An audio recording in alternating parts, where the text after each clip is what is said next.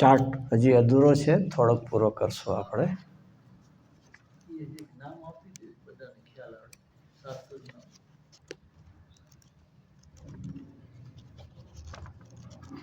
આમાં નિયમસાર ઉપરના પ્રવચનો છે અને એનું નામ છે પ્રવચન રત્ન ચિંતામણી ભાગ 1.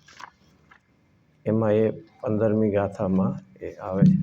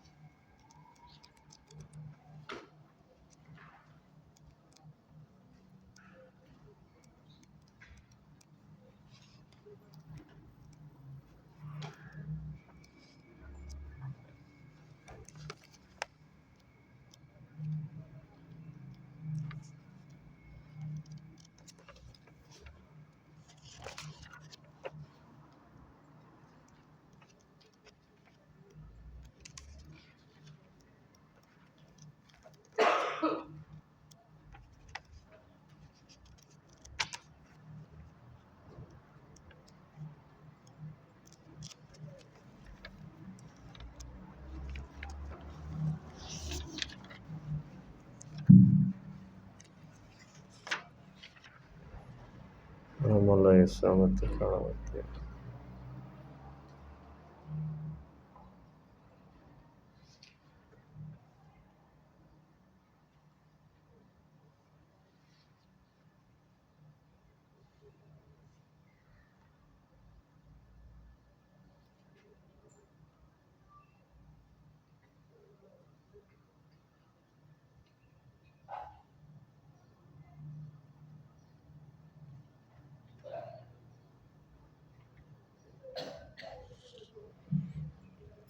શ્રી નિયમસારજી પરમાગમ, એમાં આપણે 10મી ગાથા ઉપર સ્વાધ્યાય ચાલે છે. એમાં આપણે ચાર્ટ ઉપર જઈએ છીએ કારણ કે 10 થી 15 ગાથા સુધીમાં આખા ઉપયોગની આપણને વાત લીધું છે. અને ઉપયોગ એટલે કે જ્ઞાન દર્શનના ભેદ.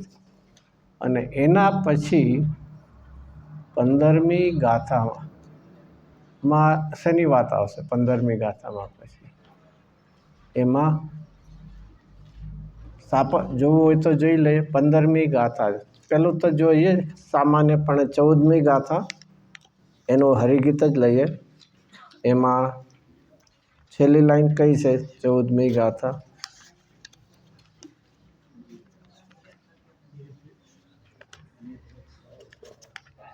એમાં બીજી લાઈન છે ને, એમાં પર્યાય જો ત્યાં સુધી પહેલી લાઈનમાં 14માં ચક્ષુ અચક્ષુ અવધિ એ 3 દર્શન વિભાવિક છે કયા મળ્યા. હવે ત્યાં સુધી હજી જ્ઞાન દર્શન, અને પછી બીજી લાઈનમાં શું છે? પર્યાયના 2 ભેદ આપ્યા. ક્યાં આપ્યા? નિરપેક્ષ અને સપરાપેક્ષ. અને આ રીતે આપણે સામાન્યપણે પર્યાયના 2 ભેદ ક્યાં જાણીએ છીએ? એક તો શુદ્ધ અને અશુદ્ધ જાણીએ, બીજી કયું જાણીએ? અર્થ પર્યાય અને વ્યંજન પર્યાય. અહીંયા આખી કઈ વાત લીધી છે? નિરપેક્ષ અને સપર. અને એના જ ઉપરથી 15મી ગાથા છે એનો આપણે હરિગીત જોઈએ. પહેલી લાઈન અને બીજી લાઈનમાં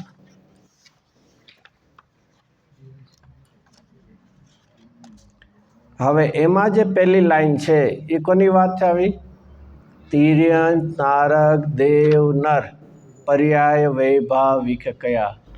14મી ગાથા અને આ ગાથાનું શું રિલેશન આવ્યું?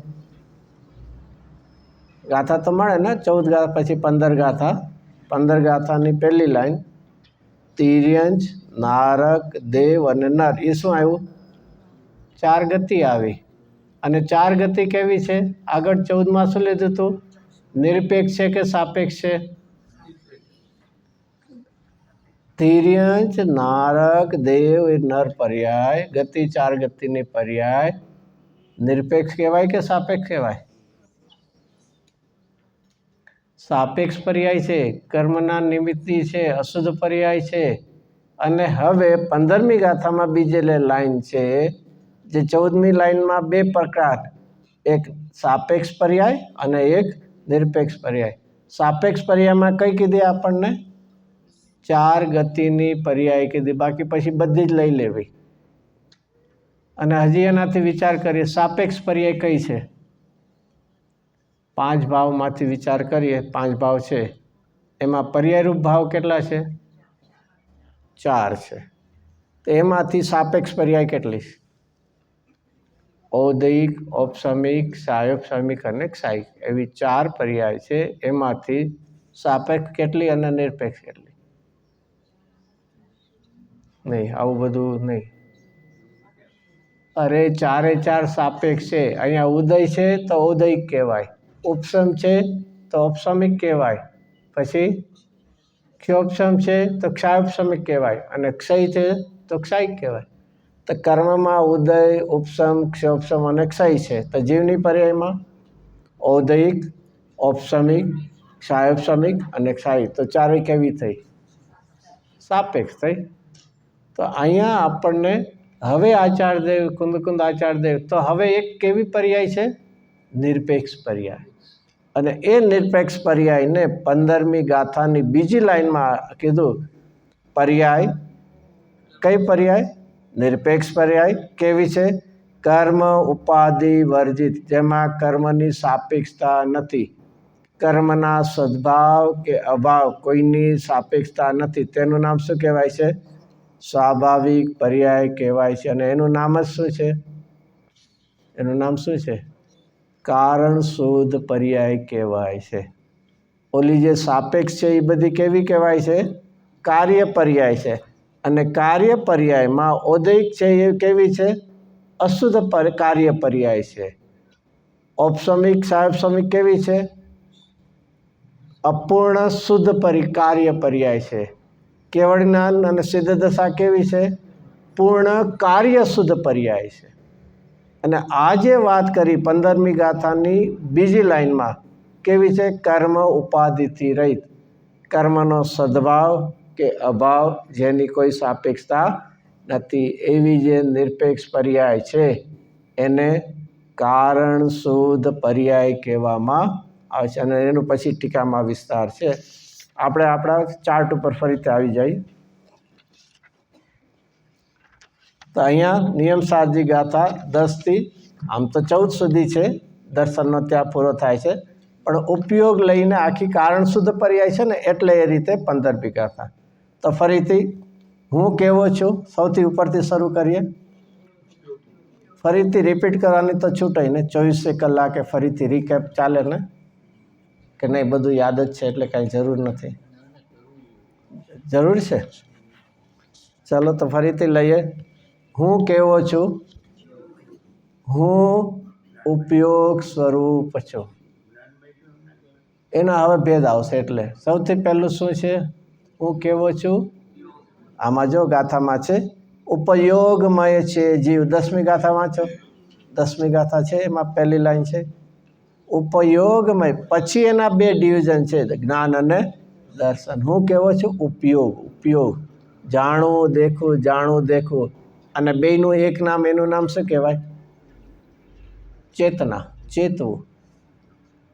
આપણે 3 શબ્દ આવે છે ને. હું કેવો છું? ચેતન છું. મારો ગુણ ચૈતન્ય છે અને મારી પર્યાય ચેતના છે. આવું બધું વ્યાકરણમાં થોડુંક થવું જોઈએ. હું કોણ છું? ચેતન પદાર્થ. દ્રવ્યનું નામ શું હોય? ચેતન. એનો ગુણ કેવો છે? ચૈતન્ય. હું ચૈતન્ય સ્વરૂપ છું. હું ચેતન પદાર્થ, હું જીવ દ્રવ્ય, હું આત્મા કેવો છું? ચેતન દ્રવ્ય છું. મારો ગુણ છે એનું નામ શું છે? ચૈતન્ય છે. અને જે મારી પર્યાય થાય એનું નામ શું કહેવાય? ચેતના કહેવાય. અને એ ચેતનાના પણ કંઈક ભેદ છે. કંઈક ક્યાં છે ચેતનાના ભેદ? અહીંયા તો જ્ઞાન દર્શન છે જ, એ સિવાય ચેતનાના ભેદ શુદ્ધ અને અશુદ્ધમાં જ્ઞાન ચેતના, કર્મ ચેતના અને કર્મ ફળ ચેતના. ત્યાં કેવા ભેદ છે? અહીંયા આપણને તો અલગ પ્રકારથી વાત આવશે કે ઉપયોગના બે ભેદ. ચલો ઉપરથી જ વાંચીએ હવે. હું ઉપયોગમય છું અને એ ઉપયોગના બે ભેદ જ્ઞાન અને દર્શન. અહીંયા દર્શન એટલે શું લેવું? સામાન્ય અવલોકન. દર્શન એટલે સમ્યક દર્શન, શ્રદ્ધા એ ન લેવું. કારણ કે અહીંયા કોની વાત છે? જાણવા દેખવાની વાત છે. તો અહીંયા એ હવે જ્ઞાનના બે પ્રકાર, સ્વભાવ જ્ઞાન અને વિભાવ જ્ઞાન. સ્વભાવ જ્ઞાન અહીંયા ફરીથી સ્વભાવ અહીંયા કેવું છે લેશે? જે પૂર્ણ છે, જે કાર્યરૂપ છે અને કારણરૂપ છે. છે ને સ્વભાવ જ્ઞાનના બે પ્રકાર. ક્યાં બે પ્રકાર છે? કારણ અને કાર્ય. તો કારણ હંમેશા એક વિચારવા જેવું છે. એક રીતે વિચાર કરીએ આપણે, મોક્ષનું કારણ કોણ? મોક્ષનું કારણ કોણ? મોક્ષનું કારણ મનુષ્ય પર્યાય છે, વ્રજ વૃષભનારા સહન છે, ચોથો કાળ છે. શું છે કારણ? શું છે? ઘણા કારણ હોય ને. દેર આર સો મેની કારણ, રીઝન છે ને. કેવું છે? કયું કારણ? હા જોઈએ ને, એટલે એ કારણ છે ને. એટલે જેને જેને વ્રજ વૃષભ નારદ સહન એટલે બધા મોક્ષ પામશે બધા, બરોબર. સાતમી નરક પણ જશે એ છે એટલે મોક્ષ પામશે એમ નહીં. ચોથો કાળ છે તો ચોથા કાળ તો જીવ હોય છે ત્યાં સાતમી નરકે પણ જાય એવા. એક બહુ વિચારવા જેવું, કારણ કોણ હોઈ શકે? કર્તાથી ભિન્ન કાર્ય પણ ન હોય, કારણ એટલે સાધન પણ ન હોય. શું છે? કર્તા છે એનાથી ભિન્ન. કર્તા ક્યાંક હોય અને કાર્ય ક્યાંક બીજે થાય એવું ન હોય. એનું કારણ એટલે સાધન પણ કેમાં હોય? પોતામાં હોય છે. એ છ કારક છે. એ ષટકારક પોતામાં હોય છે, જુદા જુદામાં ન હોય. અને હવે એ કારણમાં અહીંયા જેના આશ્રય થાય છે એનું નામ અહીંયા શું કહેવામાં છે? કારણ, સ્વભાવ, જ્ઞાન, ઉપયોગ. આવ્યો શબ્દ અહીંયા છે. સ્વભાવના બે ભેદ, કારણ અને કાર્ય. તો અહીંયા કયું કારણ લીધું છે? જેના આશ્રયે કાર્ય પૂર્ણ પ્રગટ થાય, સ્વભાવની પૂર્ણ દશા પ્રગટ થાય, એનું નામ શું કીધું છે? કારણ. અને બીજા ક્યાં નામ લખ્યા છે? કંઈક લખ્યા છે ને કારણના બીજા નામ? સહજ જ્ઞાન, સ્વરૂપ પ્રત્યક્ષ. આવા શબ્દ આપણે વાંચ્યા હતા ક્યાંય? 28મા પાને આમ વાંચ્યા હતા ને નિયમ સારમાં. નિયમ સારમાં 10, 11, 12 ગાથામાં 28 પાને છે. કાલે જ વાંચ્યા હતા. એમાં વાત છે ને જ્ઞાન વિશે, એમાં સહજ જ્ઞાન વિશે એવો શબ્દ છે, પેરેગ્રાફ મળે છે કે નથી મળે? સહજ જ્ઞાન છે ને. અને એના વિશે પછી આગળ શું છે? પછી સ્વરૂપ પ્રત્યક્ષ શબ્દ આવ્યો એવો. અહીં સહજ જ્ઞાન પછી શુદ્ધ અંત તત્વરૂપ પરમ તત્વમાં વ્યાપક સ્વરૂપ પ્રત્યક્ષ છે. આવી ગયો શબ્દ. તો અહીંયા કોની વાત આવી? 28મા પાને છે. એમાં ઉપરથી પેરેગ્રાફ છે ને, બીજો પેરેગ્રાફ.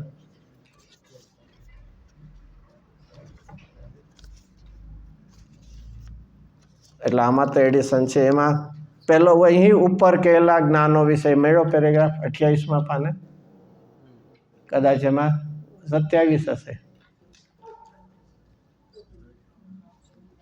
ચલો તો અહીંયા બે શબ્દ આપ્યા. કોના બે શબ્દ આપ્યા? કારણ, સ્વભાવ, જ્ઞાન, ઉપયોગ. એના બે નામ ક્યાં આપ્યા? ક્યાં બે નામ આપ્યા? સહજ જ્ઞાન અને સ્વરૂપ પ્રત્યક્ષ. આ કોની વાત છે? જે મોક્ષનું કારણ થાય છે, કેવળ જ્ઞાનનું કારણ થાય છે, એના નામ આપ્યા. કે એને તમે સહજ જ્ઞાન કહો, સ્વરૂપ પ્રત્યક્ષ કહો, એ કેવળ જ્ઞાનનું કારણ થાય છે. આવા સ્વભાવના આશ્રયે કેવળ જ્ઞાન પ્રગટ થાય છે, માટે એનું નામ શું છે? કારણ સ્વભાવ જ્ઞાન ઉપયોગ કહેવામાં આવે. અને જે પૂર્ણ દશા પ્રગટ થાય એનું નામ શું છે? કેવળ જ્ઞાન, કાર્ય સ્વભાવ જ્ઞાન અને ઉપયોગ. કારણ કે આ પ્રગટ પર્યાય થઈને, પ્રગટ પર્યાય કેવું છે? કાર્ય છે. તો એ કાર્ય છે અને કાર્ય કેવું છે? શુદ્ધ છે કે અશુદ્ધ છે? સ્વભાવમય છે કે વિભાવમય છે? સ્વભાવમય પરિપૂર્ણ છે. અને તેથી એનું નામ કેવું કીધું? કાર્ય છે. પ્રગટ પર્યાય છે, ઉત્પાદોવાળી છે, તો એ કાર્ય છે. અને જે સ્વભાવ છે એવી છે, તો કાર્ય સ્વભાવ. હવે એ કયો સ્વભાવ છે? સ્વભાવ તો ગણાય છે. તો એમાં આ જ્ઞાન સ્વભાવ, કેવળ જ્ઞાન છે તો શું છે? એ જ્ઞાન. અને એ જ્ઞાન કોનો ભેદ છે? ઉપયોગનો છે. તો કેવળ જ્ઞાનનું નામ આપ્યું અહીંયા. કયું જ્ઞાન નામ આપ્યું કેવળ જ્ઞાનનું?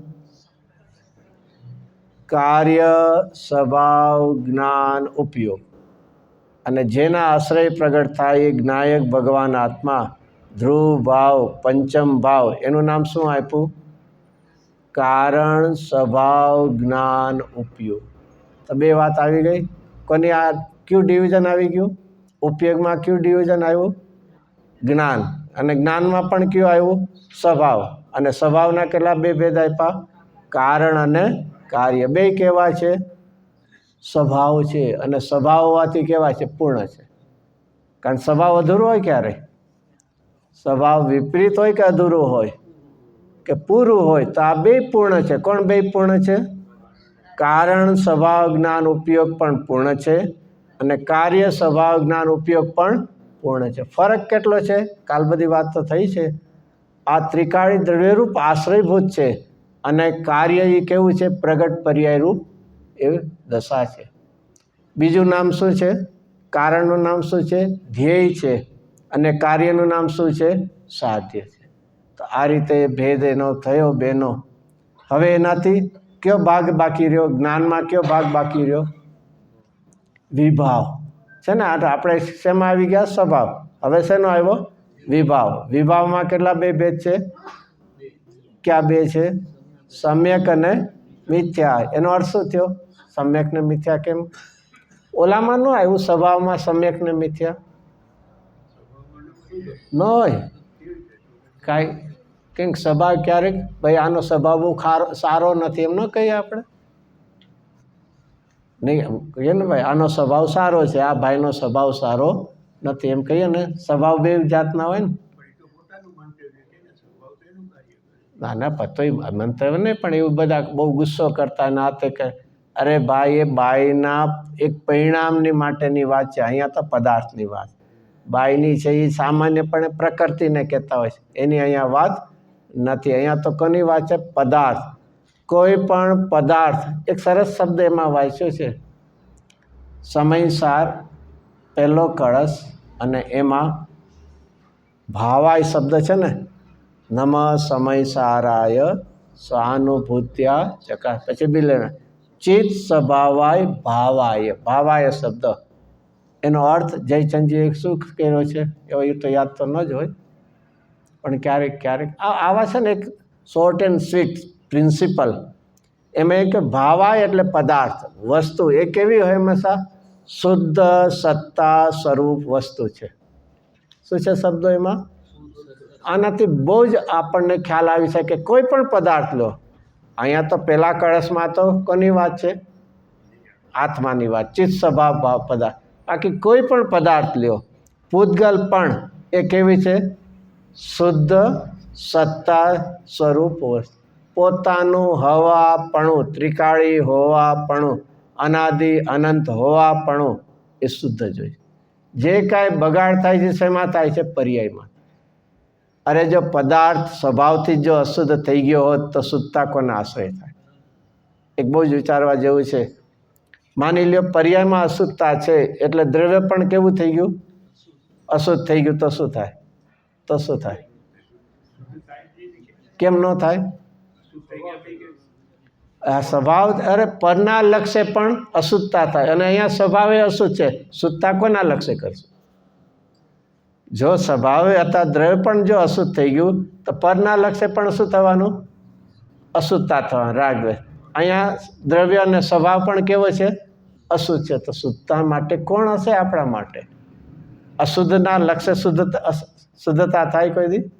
એટલે બહુ જ જીવનમાં આવા એક એક સિદ્ધાંતો એક વિચારવા જેવા. તો અહીંયા ફરીથી સ્વભાવ છે, સ્વભાવમાં અશુદ્ધતાની વાત નહીં, અપૂર્ણતા પણ ન હોય, અને એટલા માટે એમાં કારણ કાર્ય બે પૂર્ણ લીધા. હવે અહીંયા એની સામે જો સ્વભાવ કેવો લીધો? શુદ્ધ તો છે જ, પણ સાથે કેવો છે? પૂર્ણ છે. તો હવે એની સામે વિભાવ તો કેવો લેવાનો? અપૂર્ણ લેવાનો. અને અપૂર્ણ સાથે શું લેવાનો? અશુદ્ધ પણ લે. અને એટલા માટે એ વિભાવના બે ભેદ પાડ્યા. ક્યાં બે ભેદ પાડ્યા? સમ્યક અને મિથ્યા. મિથ્યા એ અશુદ્ધતા છે, અને સમ્યકમાં કોણ છે? અપૂર્ણતા છે. નહીં આવું બધું આડું લાગે કે બધું માથા કીકું લાગે? આવું કંઈ આપણે શું કામ છે? આપણે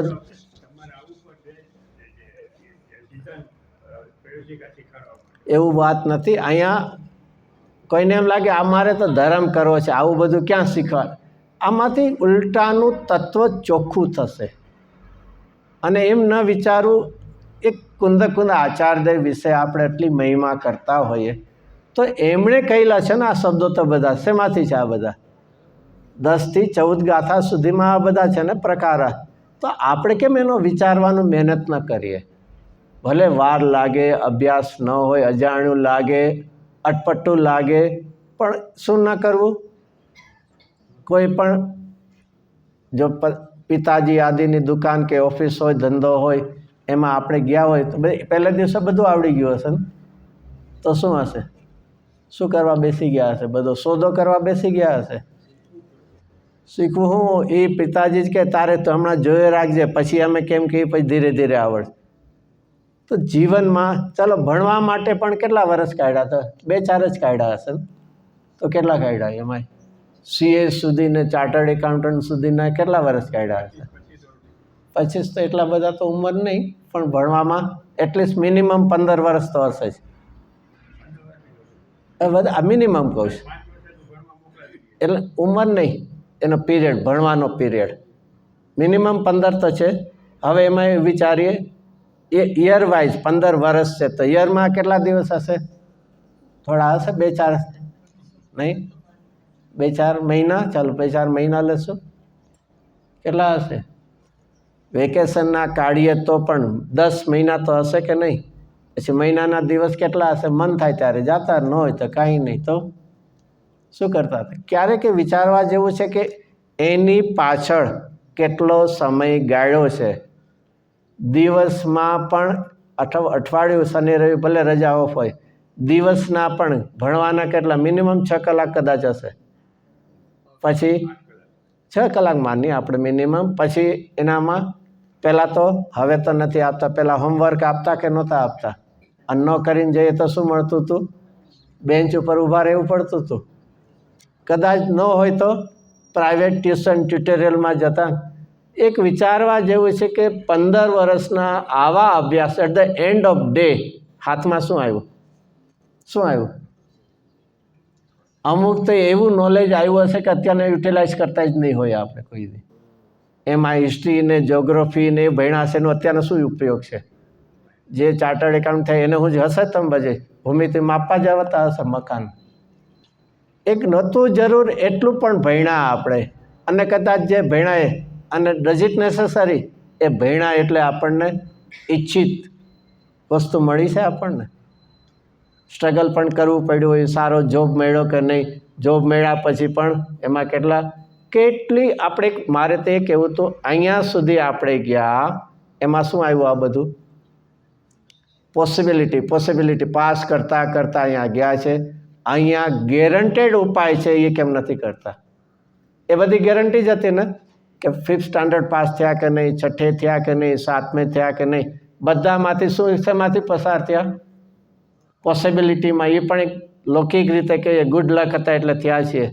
અહીંયા કહે છે ગેરંટીથી આચાર્યદેવ કહે છે કે તું આ તત્વ અભ્યાસ કરજે, તને વર્તમાનમાં પણ એટલા પ્રકારનો કસાય ઓછો થશે તને. એમ ન સમજે આ આ શું બધું એકેડેમિક છે ને, ખાલી થિયરિટિકલ છે ને, ઘણાને એમ જ થતું હોય ને, એવું નથી. આ જીવનમાં હર પળે ને ક્ષણે આપણને ઉપયોગ થાય, હેલ્પફુલ થાય એના માટેને. તો ચાલો હવે ફરીથી ક્યાં આપણે આવ્યા હતા? ઉપયોગ. ઉપયોગનું કયું ડિવિઝન લીધું હતું? જ્ઞાન. જ્ઞાનનું હવે કયું લીધું? વિભાવ. અને વિભાવના ક્યાં બે લીધા? સમ્યક અને મિથ્યા. એના ઉપર આપણે આવ્યા. ઓલુંમાં સ્વભાવ છે એ તો પૂર્ણ છે, એમાં કોઈ અધુરાશ જ નથી, તો વિપરીતતા જ ક્યાંથી એમાં આવે. હવે અહીંયા સમ્યકના પ્રકાર લઈએ. અહીંયા સમ્યક એટલે શું? અહીંયા સમ્યક વિભાવ જ્ઞાન ઉપયોગ. સમ્યક વિભાવ ઉપયોગ એટલે સમ્યક એટલે શું? સમ્યક દ્રષ્ટિ સાધક આત્માને જે હોય એની વાત છે. ફરીથી આ કોની વાત છે? સમ્યક એટલે કોની? સમ્યક દ્રષ્ટિથી લઈને, એટલા માટે મુનિરાજ સાધક આત્માની. તો બે ક્યાં વયા ગયા? અહીંયા સમ્યક વિભાવ જ્ઞાન ઉપયોગ લીધું, તેમાં કોણ આવ્યું? સમ્યકમાં કોણ આવ્યું? સાધક આત્મા આવ્યા. તો કોણ વયા ગયા? વેરી ગુડ, બહિર આત્મા વયા ગયા. બીજા તો કેમ વયા ગયા? પરમાત્મા. ચાલો વિભાવ તો અરે ભાઈ, વિભાવમાં પરમાત્મા ન આવ્યા, સ્વભાવમાં કાર્યમાં આવી ગયા. શું થયું? કેવળની જે પરમાત્મા હતા સીધી શેમાં આવી ગયા? સ્વભાવ છે, અને સ્વભાવમાં પર્યાય છે તો શેમાં આવી ગયા? કાર્ય. તો કે બહિરાત્મા ક્યાં? કે ભાઈ મિથ્યામાં બહિરાત્મા આવશે. તો આવી ગયા ત્રણેય પ્રકારના આત્મા. ઉપયોગ. મને એમ લાગે કંટાળ તો આવતો હશે થોડુંક. આવું બધું ક્યાં બધું આમાં કાંઈ ગુજરાતીમાં શું કહેવાય ને? સાવ નહીં કહેવાય નહીં. હા, રીકેપ નહીં, મોં માથું હાથમાં નથી આવતું એમ નથી કહેતા ગુજરાતીમાં? નહીં, એવું નથી. બહુ સુંદર રીતે ફરીથી ઉપયોગ કીધો ને. તો ઉપયોગ કોનામાં છે? જીવમાં. કયા જીવમાં ઉપયોગ હોય છે? જે એટલે શબ્દ વાપરો જીવ ઉપયોગમાં છે, એનો અર્થ શું છે? બધા જ જીવ. બધા જીવ એટલે એના પછી બહિરાત્મા હોય, અંતરાત્મા હોય કે એગ્રી? જીવ ઉપયોગમય છે એનો અર્થ થયો કે કોઈ પણ જીવ. કોઈ પણ જીવ એટલે આપણે સંસારી સિદ્ધ લઈએ તો સંસારીમાં બહિરાત્મા અને અંતરાત્મા અને સિદ્ધ એટલે પરમાત્મા. તો ત્રણ થયા. હવે એમાં પરમાત્માની શેમાં વાત આવી? શેમાં વાત આવી? સ્વભાવમાં પણ કેમાં? કાર્ય. કાર્ય સ્વભાવ જ્ઞાન ઉપયોગમાં આવ્યો. કેમ? કારણ કે કેવળ જ્ઞાન સિદ્ધ દશા એ શું છે? મારી સ્વભાવરૂપ દશા છે, પરિપૂર્ણ દશા છે. તો એનું નામ શું આપ્યું? કાર્ય સ્વભાવ જ્ઞાન ઉપયોગ. હવે કોણ બે બાકી રહ્યા? બહિરાત્મા અને અંતરાત્મા. તો એને શેમાં લીધા? વિભાવમાં.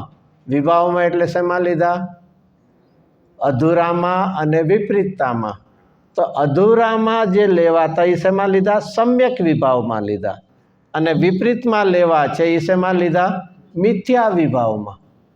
તો જે સમ્યક વિભાવ લીધા એમાં કોણ આવે?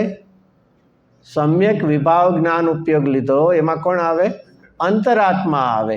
અને મિથ્યા વિભાવ જ્ઞાન ઉપયોગ એમાં કોણ આવે? બહિરાત્મા. તો આવી ગયા બધા જીવ માત્ર એમાં આવી ગયા. તો ફરીથી અહીંયા જ્ઞાન એટલે આમ તો ઉપયોગ, ઉપયોગનો જ્ઞાન, જ્ઞાનમાં વિભાવ, વિભાવમાં પણ સમ્યક. ચલો એનું પછી એમાં વાંચીએ. એમાં બે ભેદ. ક્યાં બે ભેદ પાડ્યા? પરોક્ષ અને વિકલ્પ પ્રત્યક્ષ. ચલો આમાં કેમ આવા ભેદ પાડ્યા? સમ્યક વિભાવ જ્ઞાન ઉપયોગમાં આવા બે ભેદ કેમ પાડ્યા? કે જે અંતરાત્મા હોય એને કયું જ્ઞાન હોય? પ્રત્યક્ષ હોય કે પરોક્ષ હોય?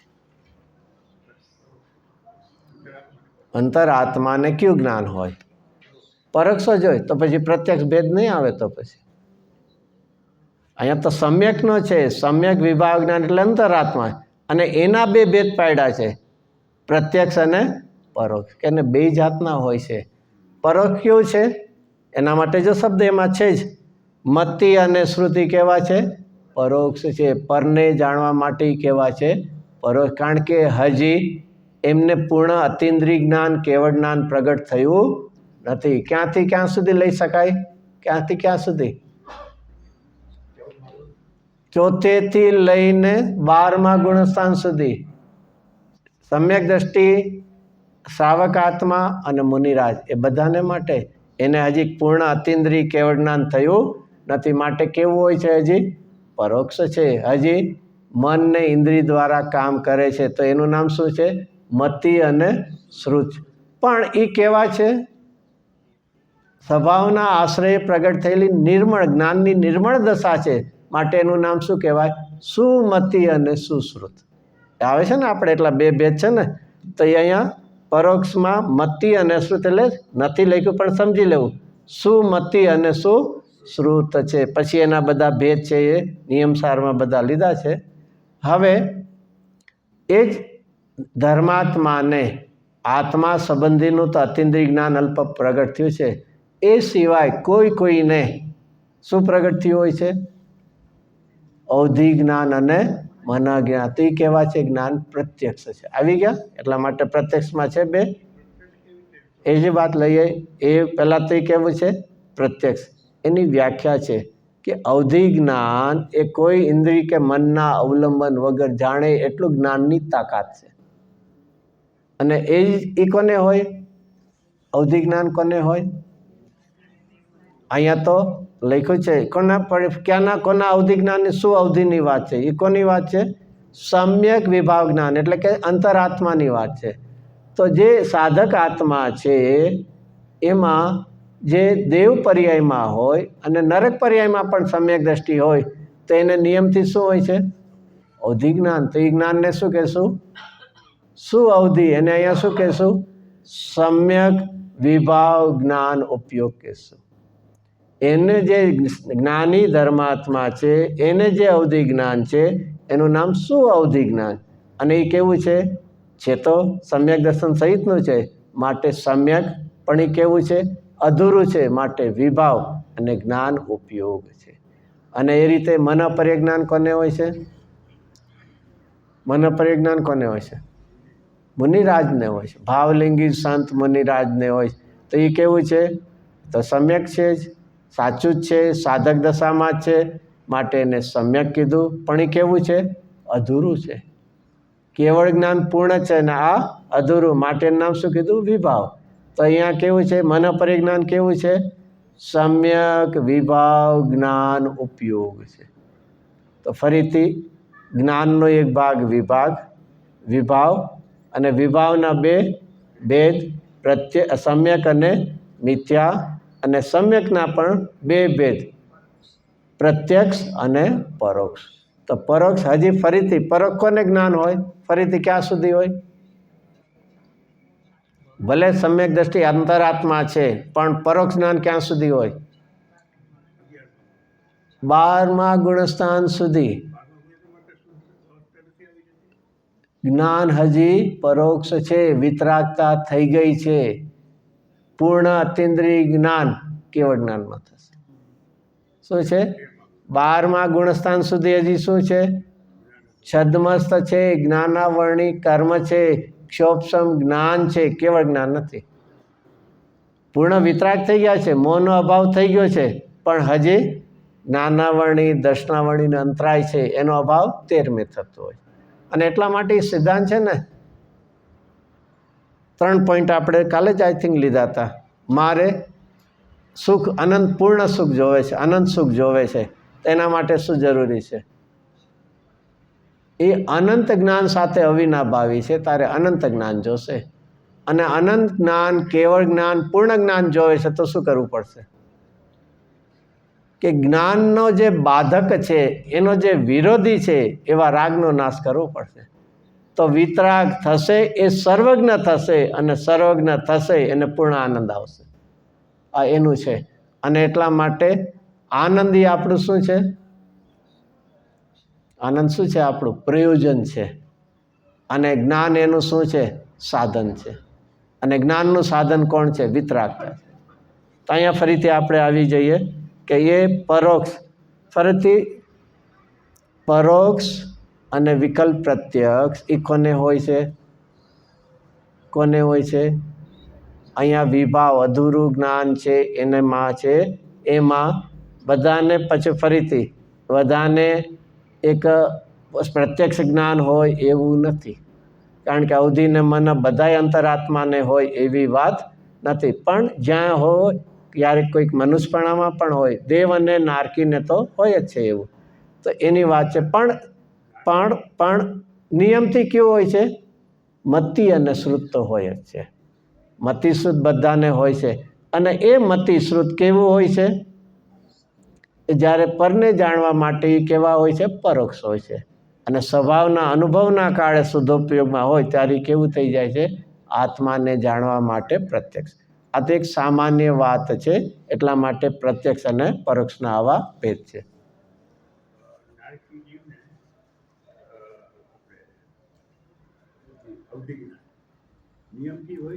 બે છે એ ભવ પ્રત્યય કહેવાય છે બાય ડિફોલ્ટ. જેમ દેવ અને નારકીને કયું શરીર હોય? વૈકરિક હોય છે. એવી રીતે એને બેયને એ હોય જ છે. હવે એમાં સમ્યક દ્રષ્ટિ ધર્માત્મા છે તો એનું અવધિ જ્ઞાન કેવું કહેવાય? શું અવધિ કહેવાય? એ અહીંયા એને પ્રત્યક્ષ એને છે. અને કોઈ મુનિરાજ છે, એમાંય કોઈ મુનિરાજ હોય એને મનઃ પર્યજ્ઞાન. તો આ રીતે ફરીથી શેનો આપણે આવ્યો? વિભાવ જ્ઞાન ઉપયોગ. અને વિભાવમાં ક્યાં? બે પ્રકાર, સમ્યક અને મિથ્યા. એમાં સમ્યકમાં પણ આપણે શું લીધું? સમ્યક એટલે કોણ લીધા? અંતરાત્મા. તે બધા જ અંતરાત્મા છે એને નિયમથી શું હશે? શું હશે? સુમતિ અને સુશ્રુત હશે. એ શેમાં આવ્યા? પરોક્ષમાં. હવે એમાં કોઈને શું હોઈ શકે છે? અવધિ જ્ઞાન હોઈ શકે છે. અને જે મુનિ દશામાં હશે એને શું હશે? મનોપર્ય. એ તો એ બે કેવા છે? પ્રત્યક્ષમાં છે, એમાં જ છે ગાથામાં. એ બે કેવા છે? વિકલ્પ પ્રત્યક્ષ પાર્ટલી. એ અલ્પ છે, મર્યાદાથી લઈને અવધિ જ્ઞાન, પણ એમાં ઇન્દ્રિય અને મનનું અવલંબન નથી, માટે એનું નામ શું કહેવાય છે? શું કહેવાય છે? પ્રત્યક્ષ. પણ પૂર્ણ નથી, માટે કેવું કહેવાય છે? એક દેશ પ્રત્યક્ષ. કેવળ જ્ઞાન કેવું છે? સકલ પ્રત્યક્ષ. તો એ રીતે અહીંયા પાઠ થયો. હવે કયો ભાગ બાકી રહ્યો? કયો ભાગ રહ્યો? વિભાવ. કોનો વિભાવની વાત છે? વિભાવમાં પણ હવે કોનું લેવાનું છે? મિથ્યા. મિથ્યા. તો ફરીથી કયો પાઠ બાકી રહ્યો? મિથ્યા, વિભાવ, જ્ઞાન, ઉપયોગ. આવ્યું? ઉપરથી વિચાર કરે. ઉપયોગ એનો ભેદ, જ્ઞાન, જ્ઞાનનો એક ભેદ, વિભાવ, વિભાવનો એક ભેદ, મિથ્યા. એટલે એ કોની વાત આવી? મારી વાત આવી. બહિરાત્માની એટલે મારી વાત આવી. ઓલું સમ્યક વિભાવ જ્ઞાન ઉપયોગ એટલે કોની વાત આવી? અંતરાત્માને. અને સ્વભાવ જ્ઞાન ઉપયોગ આવ્યો એટલે એમાં કાર્ય સ્વભાવ જ્ઞાન ઉપયોગ આવ્યો એટલે કોની વાત આવી? પરમાત્મા. તો હવે આપણી વાત આવી કે મિથ્યા વિભાવમાં પણ મિથ્યા. આપણું જ્ઞાન અધૂરું છે કે પૂરું છે? આપણું જ્ઞાન અધૂરું છે કે પૂરું છે? આમાંથી એટલે જ્ઞાન જ નથી. તો એ જ વાત છે. ફરીથી આપણું જ્ઞાન કેવું છે? અધૂરું છે કે પૂરું છે? અરે એટલા માટે લીધું અહીંયા મિથ્યા વિભાવ જ્ઞાન. શું શબ્દ વાપર્યો છે? અધૂરું તો છે, સાથે કેવું છે? મિથ્યા છે ને. એટલા માટે ઓલું જે સમ્યક છે એ તો કોના માટે છે? અંતરાત્મા માટે છે. આપણા માટે કેવું છે? એક તો અધૂરું છે અને સાથે કેવું છે? વિપરીત છે. અને અભિમાનમાં પૂરા છે. શું છે? જ્ઞાનમાં પૂરા નથી, પણ શેમાં થયા? કે કેવું જ્ઞાન લઈને પણ અભિમાન પૂરું કર્યું? એક તો અધૂરું તો છે અને સાથે કેવું છે? મિથ્યા છે. ઓલામાં 12માં કહેવાય ને, અધૂરો ઘડો કેવો હોય? બરોબર છે કે નહીં? બરોબર ને? અહીંયા અધૂરો ઘડો નહીં, અહીંયા તો ઘડામાં પાણી જ નથી. જ્ઞાન જ મિથ્યા છે અને પાછો અભિમાનમાં પૂરા છે. તો અહીંયા મિથ્યાનું લઈએ આપણે. હવે એમાં કોની વાત આવી? કુમતિ, કુશ્રુત ને વિભંગ એટલે કુ અવધિ આવી ગયું. તો આની સામે ઓપોઝિટ સમ્યકમાં શું આપણે બોલી શકાય છે? કુ આખું અવધિ જ્ઞાન દેવ પર્યાયમાં પણ મિથ્યા દ્રષ્ટિ હોય તો એને કુ અવધિ છે, એને પણ અવધિ હોય છે ને. એટલે એ રીતે જ્યાં જ્યાં મિથ્યાત્વ છે ત્યાં કુ લગાડી જ દેવો. જેમ બ્રેકેટની બહાર માઇનસ સાઇન હોય ને, એલ્જેબ્રામાં આવે ને, તો બ્રેકેટની બહાર માઇનસ સાઇન છે એનો અર્થ શું છે? બ્રેકેટમાં જે કાંઈ હશે બધા માઇનસ છે. એમાં અહીંયા કોણ માઇનસ છે? મિથ્યાત્વ. પછી બ્રેકેટમાં શું કરીએ આપણે? ગમે એટલું બધું ધારણા જ્ઞાન કરીએ ને કસાયની મનતા કરીએ ને બધું શું છે? શેમાં આવવાનું છે? માઇનસમાં આવવાનું છે, કુમાં આવવાનું. તો ઓલામાં શું છે? સુમતિ, સુશ્રુત, સુઅવધિ અને મનોપર્યાય. અહીંયા હવે આપણી આવી મિથ્યામાં તો કુમતિ, કુશ્રુત અને કુવિભંગ. એટલે અહીંયા જે કુઅવધિ જ્ઞાન છે ને વિભંગ જ્ઞાન પણ કહેવાય છે. અને 7 સમુદ્ર સુધી. તો આ રીતે અહીંયા બહિરાત્માની આપણી વાત. પણ હવે આમાંથી એક વિચારવું શું છે? સ્વભાવ જ્ઞાન ઉપયોગ હતો જે કારણ અને કાર્ય રૂપે, એ અંતે પણ એનું લિંક ક્યાંથી હતી? ક્યાંથી હતી? ઉપયોગમય જીવ. જીવ ઉપયોગમય જીવ. કારણ સ્વભાવ જ્ઞાન ઉપયોગ કે કાર્ય સ્વભાવ જ્ઞાન ઉપયોગ? અલ્ટિમેટ કોના સાથે? જીવ ઉપયોગ.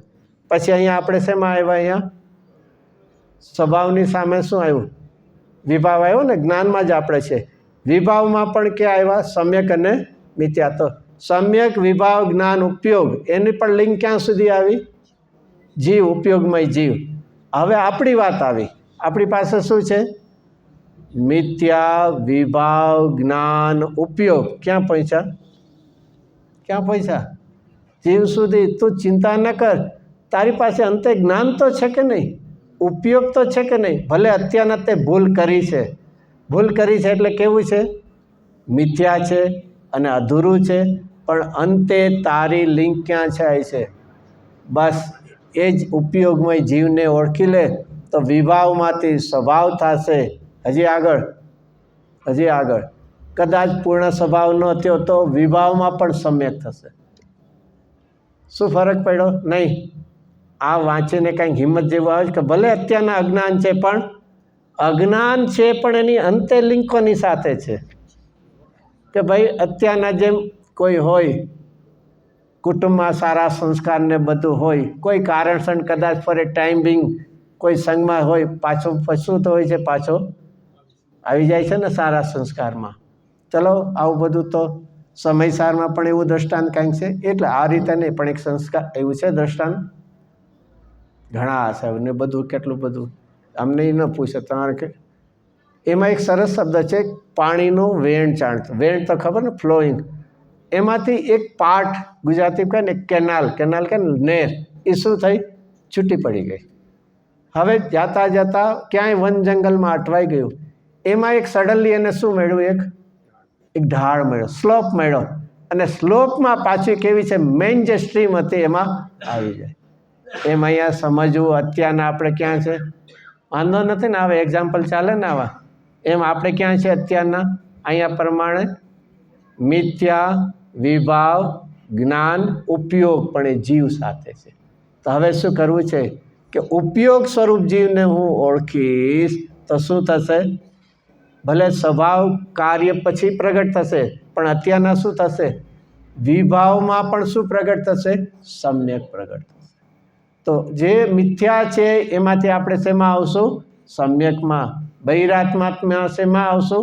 અંતરાત્મા. તો એ અહીંયા આપણને કુમતિ, કુશ્રુત. ચલો એમાં જ્ઞાનમાં તો બહુ ચાલ્યું. હવે દર્શન ઉપર થોડુંક પૂરું કરી લઈએ. આ જ્ઞાન આપણા માટે માર્ગ માટે બહુ જરૂરી છે. એટલા માટે ફરીથી છેલ્લે નિરાશ થવું નહીં. શું એનામાં નિરાશ ન થવું? કે હું બહિરાત્મા છું, મિથ્યા વિભાવ જ્ઞાન ઉપયોગ છે, પણ છતાં મારી પાસે છે શું? ઉપયોગ છે, જ્ઞાન છે.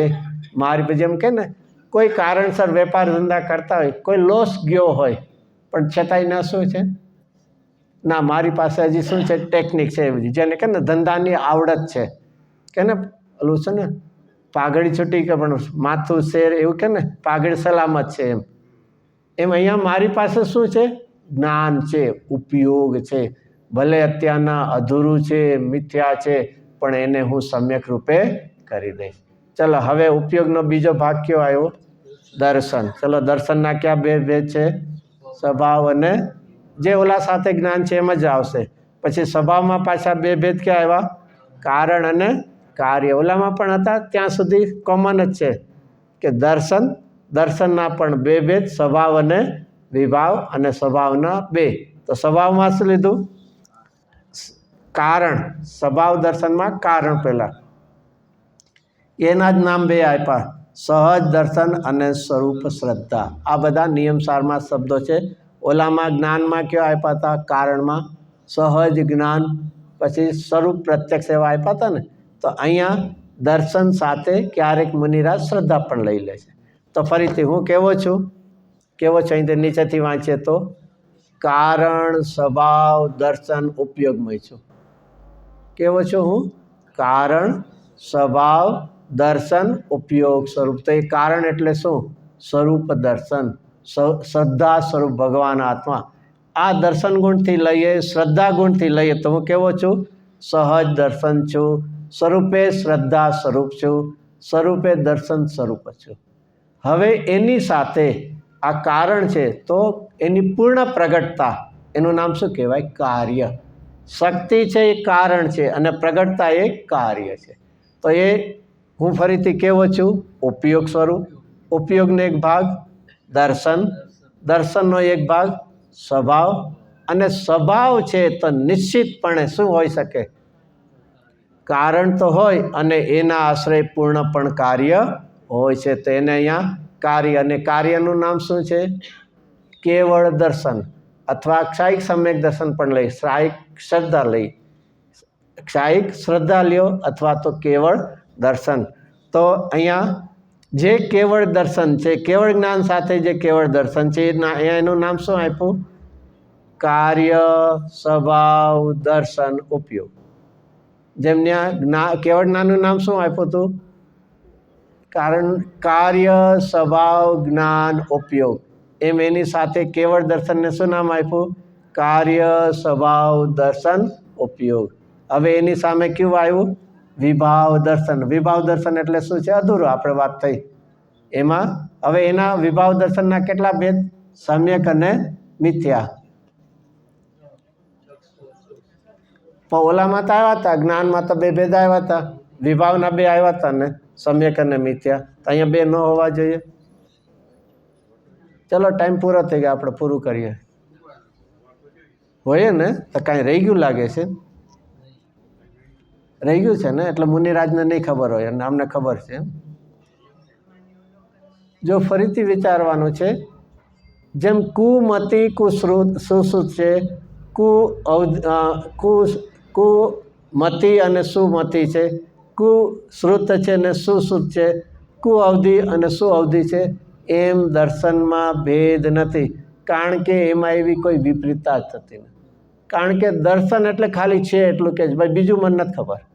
એ કેવું છે ને શું છે એ જોવું હોય તો ક્યાં જવું? જ્ઞાન પાસે. અને એટલા માટે જુદાને એક માને અને એકને જુદા જુદા ટુકડા માને એવું દર્શનનું કામ નથી. દર્શન તો આખા વિશ્વને કેવા રૂપે માને છે? એ છે બસ. એ પછી એને તમે જીવ કહો, પૂતગલ કહો, ધર્માસ્તી, એ બધું મારું કામ નથી. જેવી રીતે સમ્યક દર્શનની શ્રદ્ધા પર્યાયને, એને આપણે કે આત્મા કેવો દેખાણો તને? પર્યાય ભેદવાળો કે ગુણ ભેદવાળો? તો શ્રદ્ધા શું કહેશે? શું કહેશે? મારું કામ નહીં, મેં તો અભેદ આત્મા જોયો હતો, મેં અભેદ આત્માને શ્રદ્ધામાં લીધો હતો, એમાં મને કોઈ ભેદ દેખાતા નથી. જેમ શ્રદ્ધાની પર્યાય અભેદ ગ્રહણ કરે છે, એમ દર્શન પણ કોને ગ્રહણ કરે છે?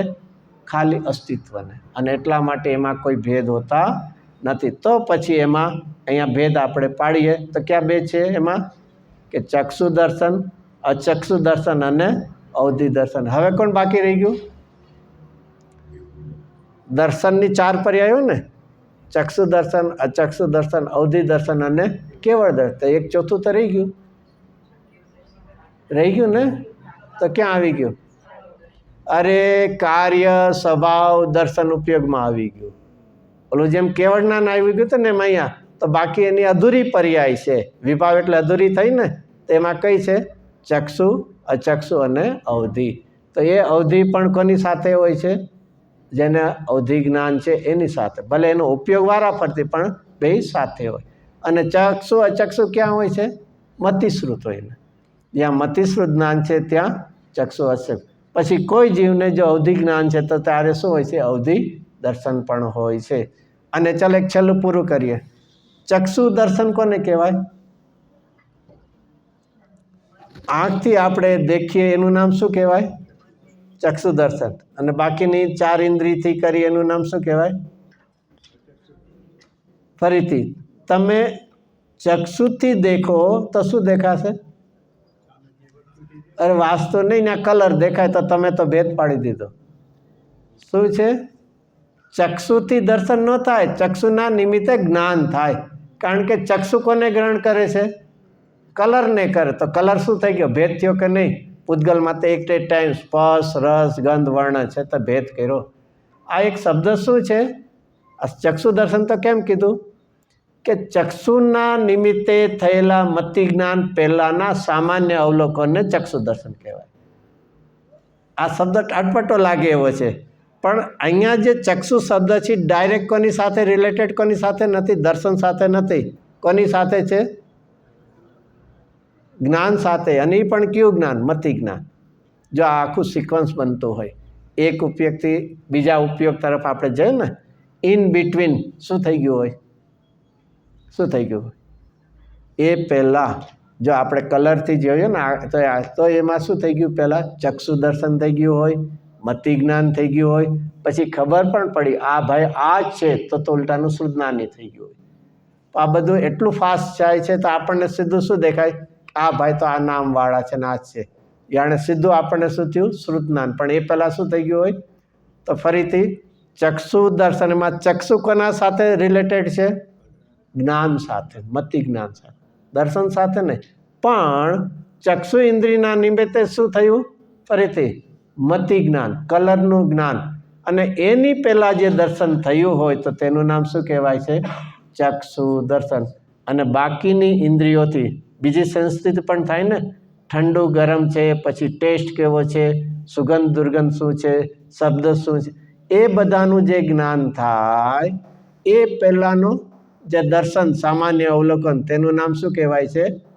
અચક્ષુ દર્શન કહેવાય છે. તો એ અને છેલ્લું અવધિ જ્ઞાન પહેલાં જે અવધિ દર્શન થાય છે આ તે એ બધાય કહેવા છે અધૂરા છે, માટે એને શું કહેવા? વિભાવ કીધા. અને એ કોનો ભેદ છે? દર્શનનો છે ને. તો આ રીતે અહીંયા એક છેલ્લે બધા પ્રકાર આપણે વિચારી લઈએ. છેલ્લે બધા યાદ રહી જશે ને, ખાલી પૂરા જ કરી લઈએ. છેલ્લે જે બધા આવ્યા એના નીચેથી જ સૌથી પહેલું કારણ સ્વભાવ જ્ઞાન ઉપયોગ આવ્યું.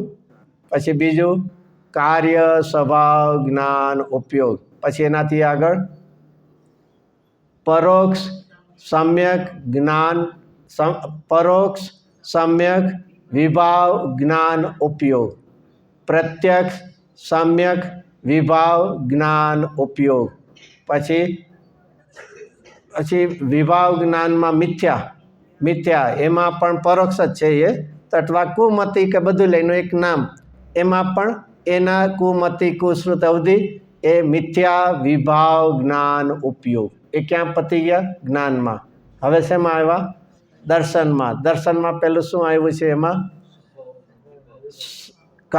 કારણ સ્વભાવ દર્શન ઉપયોગ, કાર્ય સ્વભાવ દર્શન ઉપયોગ. હવે બીજું બાજુ વિભાવ. અને વિભાવમાં શું છે?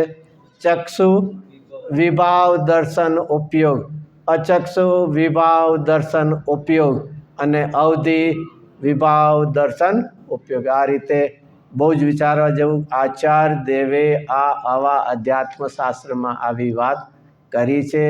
પદ્મમલધારી દેવે બહુ સુંદર રીતે એના ભાવો આપણને બતાવ્યા છે અને એના ગુરુદેવશ્રી અર્થ કર્યા ત્યારે આપણને કાંઈ ખબર પડે છે. જ્ઞાનનો ક્યારેય કંટાળો ન લાવવો. જ્ઞાન હંમેશા આપણને દુઃખથી બચાવનાર છે. જ્ઞાન તેનું નામ જે આપણને સમાધાન કરીને દુઃખથી બચાવે. દુઃખથી ક્યારે બચવું છે? ક્યારેક જ ને. ક્યારેક ક્યારેક દુઃખ થાય ત્યારે બચવું છે ને, તો ક્યારે દુઃખ થાય છે? હર સમયે દુઃખ છે. એ રાગની આકુરતાનું દુઃખ કે દ્વેષની આકુરતાનું દુઃખ, આકુરતા બેમાં છે. અને તે સમયે જો સુખ શાંતિ જોતી અરજી વિકલ્પાત્મક, તો જ્ઞાનના સમાધાનમાં પહોંચી જવું, જ્ઞાનના શરણમાં પહોંચી જવું. જ્ઞાન ઉલટાનું આપણને હિતકારી છે, એનો ક્યારેય બોજો ન હોય. જ્ઞાનનો બોજો હોય? જેમ જ્ઞાન વધે માથે બોજો વધે કે નહીં? જેમ પૈસા વધે તો કાંઈ બોજો ન વધે ને? વધે તો પાછા એની પાછળ દોડીએ. આ સારું લાગે, બોજો સારો લાગતો લાગે. એક બાજુ કહીએ પૈસા વધે તો બોજો વધે, અને પાછા એ જ્ઞાન એક એવું છે, ગમે ત્યારે સમાધાન કરાવે, અને જ્ઞાન ક્યારેય બોજારૂપ ન હોય. આપણને એવી સાધનાનો માર્ગ કરવાનો એક આપણને ઓપોર્ચ્યુનિટી, તક મળી છે, તો આપણે બધા એ સાધના